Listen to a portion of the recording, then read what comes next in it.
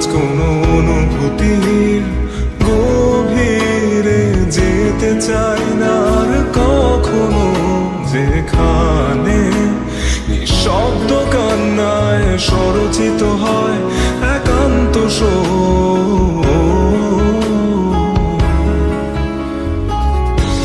যা কিছু তার নির্দয় স্পর্শে দিয়েছে সৃষ্টি।